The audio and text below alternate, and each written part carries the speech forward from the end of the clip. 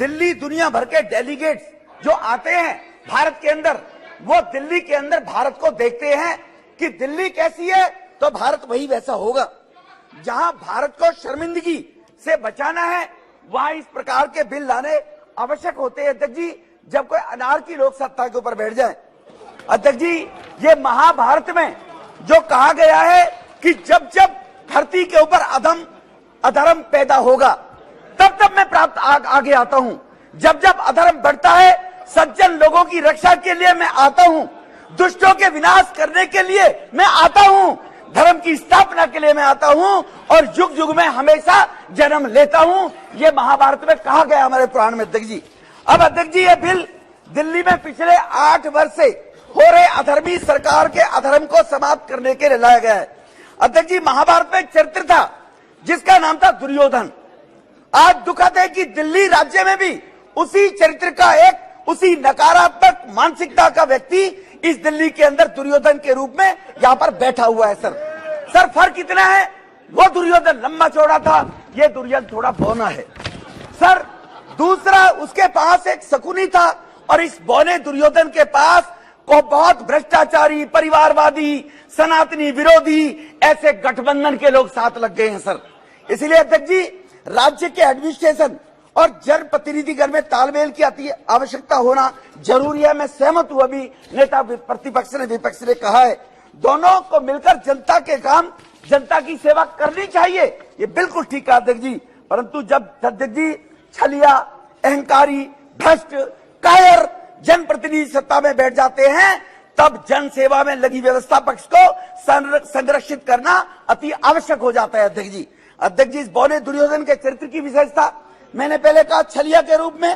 अध्यक्ष जी, मैं इनकी राजनीति की यात्रा के बारे में बताता हूं, सदन को अपने आप इनका सब पता चल जाएगा सर। अध्यक्ष जी, जो मान्य सदस्य बैठे हैं, पहला चरित्र था विश्वासघात। जिन लोगों को जनमानस का एक विश्वास था, अन्ना जी जैसे लोगों को, कुमार विश्वास जैसे लोगों को, सत्ता पर बैठने के बाद उनके साथ विश्वास किया जिनके दम पर राजनीति में आया था, ये कहकर कि पढ़े लिखे लोग होने जरूरी नहीं है, अन्ना जी भले अनपढ़ है लेकिन शासन व्यवस्था बहुत बढ़िया चलाएंगे, ये पौने दुर्योधन ने बोला था अध्यक्ष जी। इसीलिए अध्यक्ष जी उनको धोखा दिया। दुर्योधन ने ऐसा ही विश्वासघात किया अपने चचेरे पांडव भाइयों के साथ, इन्होंने भी वही किया। इसीलिए अध्यक्ष जी, दुर्योधन ने भी छल कपट से सत्ता हथियाई। इनका छल कपट देखिए दिल्ली वासियों के साथ, झूठे वायदे करके कहा इस बौने दुर्योधन ने मैं पूरी दिल्ली में सीसीटीवी कैमरे लगाऊंगा। ये पता नहीं कांग्रेसी कहां ढूंढ रहे हैं सीसीटीवी कैमरे। मैं 500 स्कूल बनाऊंगा, पता नहीं इन्होंने कहा 500 स्कूल गिन लिए कांग्रेसियों ने। 500 स्कूल के साथ 20 कॉलेज बनाऊंगा, फ्री वाईफाई दिल्ली को दूंगा, दिल्ली को लंदन पेरिस बनाऊंगा, पेरिस बनाने के बाद हर घर में नल से जल दूंगा। इस छलिए ने छल कपट करके जन लोकपाल भ्रष्टाचार के खिलाफ लेकर आऊंगा, 2 लाख पब्लिक टॉयलेट बनाऊंगा, 30,000 बेड के नए अस्पताल बनाऊंगा। ये बताइए दिल्ली में कोई गिनवाकर, आप दिल्ली देश की राजधानी में माने सांसद के रूप में सदस्य बैठे हुए, गिनवाकर बताएं और वो रिपोर्ट रखें कि उस छलिए ने जो कहा था वो कितना दिल्ली का विकास हुआ है। अहंकार अध्यक्ष जी, अहंकार में कृष्ण भगवान ने भी कहा था, बार बार दुर्योधन को कहा पांडवों को 5 ग्राम दे दो, एक सुई की नोक की बराबर भी नहीं दूंगा, ये दुर्योधन ने बोला था। ये जनप्रतिनिधि की सेवा भाव से काम करना चाहिए था, लेकिन बौना दुर्योधन क्या कहता है, मैं दिल्ली का मालिक हूं, ना खाता ना बही, जो ये कहे वो सही। कहता मैं दिल्ली का मालिक हूं, इलीगल काम करने के लिए, अनैतिक असंवैधानिक काम करने के लिए गुंडागर्दी दादागिरी का परिचायक बन गया। मैं उदाहरण देना चाहता हूं अध्यक्ष जी। अध्यक्ष जी, एक एक करके दिल्ली में 1000 नई बसें लानी थी अध्यक्ष जी, 1000 बस लानी थी, उसका दिल्ली में कैबिनेट ने अप्रूवल दे दिया। एक प्राइवेट निजी कंपनी को 2500 करोड़ का घोटाला, बस की कीमत होगी 1 करोड़ और बस पर मेंटेनेंस में पैसा दिया जाएगा कंपनी को 3 करोड़।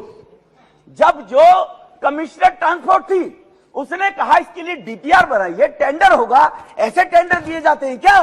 उस कमिश्नर ने अगर मना कर दिया, हम कह रहे हैं आप दे दो, तो जाकर अध्यक्ष जी बुराड़ी में कमिश्नर ऑफिस में इंस्पेक्शन के बहाने से 200 आम आदमी पार्टी के गुंडे ले जाकर उस महिला अधिकारी के साथ दुर्व्यवहार किया गया, उस पर दबाव बनाया गया कि तुम जाने के बाद ये टेंडर पास कर दो। ये 2500 का घोटाला वो करना चाहता था अध्यक्ष जी। दूसरा, इनका चीफ सेक्रेटरी को बुलकर अभी अधीर दादा कह रहे थे, बिल्कुल ठीक कहा, अधिकारियों के खिलाफ व्यवस्था चलाने के लोकतांत्रिक पद्धतियां होनी चाहिए, बिल्कुल ठीक कहा। लेकिन चीफ सेक्रेटरी को कहा जो हम कहें वो करो, वरना विधायकों को बुलाकर इस देश में एक एग्जाम्पल बता दो अध्यक्ष जी 38 राज्यों में कि चीफ सेक्रेटरी को अपने दफ्तर में बुलाकर विधायकों से सार्वजनिक रूप से पिटवाया जाए, उसके साथ बदतमीजी की गई, गुंडागर्दी की गई। मैं नाम नहीं लेना चाहता अध्यक्ष जी ऐसे अधिकारियों का। इसी परेशानी से होकर दिल्ली के 8 अफसरों ने एलजी साहब को चिट्ठी लिखी, अगर आप कहो तो मैं टेबल कर दूंगा या अफसरों के नाम भी ले सकता हूं, लेकिन कहते हैं अध्यक्ष जी सदन में नाम नहीं लेने चाहिए, सदस्य के तो सदस्य नहीं है। अधिकारी, 2 अधिकारियों ने तो जो सूरबीर और मधुबर बना है उनका तो नाम लेना चाहता हूं, उनके परिवार पंजाब में रहते हैं, उनको वहां टॉर्चर करने का काम किया जा रहा है उन अधिकारियों के परिवारों को। इस प्रकार की अहंकारिता, भ्रष्टाचार में इस भौने दुर्योधन ने जनता के सामने तो कहा था भ्रष्टाचार खत्म कर दूंगा, राम राज्य लेकर आऊंगा। ये दलदल है, सोनिया चोर है, लालू चोर है, डीके शिवकुमार चोर है, शरद पवार चोर है, नीतीश मुलायम सिंह चोर है, सबको चोर भ्रष्टाचारी बताया था। इसी ने बताया सर, हमने नहीं बताया, इसी ने बताया था, हमने नहीं बताया। ये सब चोर बैठे हैं सर, एक पर केजरीवाल, और बाद में इन्हीं के झूले में झूलने लगा के। इससे बड़ा छलिया क्या होगा, इन्हें जेल भेजूंगा। शीला दीक्षित के खिलाफ मेरे पास 300 पन्नों का सबूत है। मैं तो एज पर केजरीवाल बोल रहा है जी, मैं नहीं कह रहा, केजरीवाल के बयान भेजूंगा कल आपको सबको। उसके बाद इन्हीं की शीला को जेल भेज दूंगा और ये दुर्योधन जाकर उन्हीं की गोद में झूल रहा है। अध्यक्ष जी मैं इसके बताता हूं, भ्रष्टाचार की सूची, लीकर स्कैम किसको नहीं पता है सर, मंत्री जेल के अंदर है। हवाला स्कैम किसको नहीं पता है सर, मंत्री जेल में है। अभी अधीर दादा कह रहे थे आपके पास ईडी है, सीबीआई है, अभी कह रहे थे उनसे एक्शन कराओ। जब उनसे एक्शन कराते हैं तो तिल मिलाते हैं, जैसे ताते तय पे बैठा दिया उछलते हो आप लोग। जब सीबीआई से एक्शन नहीं कराते हैं, कानून बदलते हैं तो कह रहे हैं आप लोग कानून गलत लेकर आ रहे हो। एक जबान पे तो ठीक है, कहिए हाउस के अंदर कि सीबीआई ईडी ठीक काम कर रही है, हिम्मत है तो फिर दोबारा भर के कर दिखाइए। सीबीआई ईडी अपना काम करती है अध्यक्ष जी। 5000 लोगों के वो डाले थे सीबीआई ईडी ने सर, रेट डाली है, देश का 1.5 लाख करोड़ रुपया रिकवर किया है। ये 10 नेताओं के यहाँ डल गया तो सीबीआई गलत कर रही है, क्योंकि यूपीए के टाइम में लाखों करोड़ रुपया हजम किया हुआ है। डर है सीबीआई वो ना इकट्ठी कर दे, कहीं मोदी साहब ये ना कह दे वो 2.5 लाख करोड़ रुपया भी लेकर आओ, जो 12 लाख जरूर कमाने अभी गृह मंत्री जी ने हवाला दिया था। सवाल स्कूल रूम बनाने का, कंस्ट्रक्शन का, कमरों का घोटाला, जल बोर्ड के अंदर 8 साल तक जल बोर्ड का ऑडिट नहीं हुआ सर। जल बोर्ड आज लाखों करोड़ के घाटे में चल रहा है, ये शासन दिल्ली का चल रहा है। बिजली के अंदर बिजली कंपनियों ने दावा किया कि हमारा 26,000 करोड़ रुपया चाहिए, बिजली कंपनियों की पेमेंट नहीं हो रही।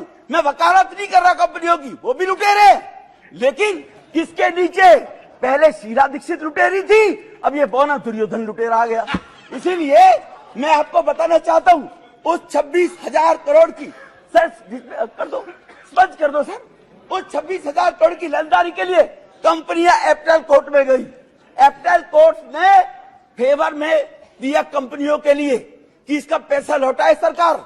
26,000 करोड़ का मतलब है सर, दिल्ली सरकार का बजट 68,000 करोड़ है, 1/3। क्या होगा जब ये छोड़कर बोला दुर्योधन भागेगा, उन कंपनियों के पैसे को कौन भगाएगा? ये कंपनी छोड़कर भाग गई, दिल्ली अंधेरे में हो जाएगी सर, कौन संभालेगा? प्राइवेट कंपनी है। तो उसके खिलाफ ये करोड़ों रुपए का वकील करके बोला दुर्योधन, करोड़ों रुपए का वकील करके सुप्रीम कोर्ट गया है एप्टल कोर्ट के खिलाफ। किन डीटीसी का स्कैम आपके सामने है सर। पीडब्ल्यूडी के अंदर जो कहता था मुलायम सिंह यादव परिवारवादी है, लालू परिवारवादी है, अपने साडू को 10 करोड़ का ठेका विदाउट डीपीआर टेंडर के दिलवाया। साडू ने बेचारे ने शर्म के बारे आत्महत्या कर ली और उसका बेटा जेल गया सर। ये शायद देश नहीं जानता होगा इस बात को लेकर। इसलिए सर, थैंक यू सर।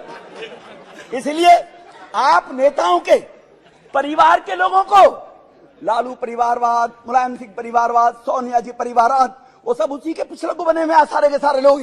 पता नहीं क्या मजबूरी है, पर कुछ तो मजबूरियां रही होंगी, यूं ही कोई बेवफा नहीं होता।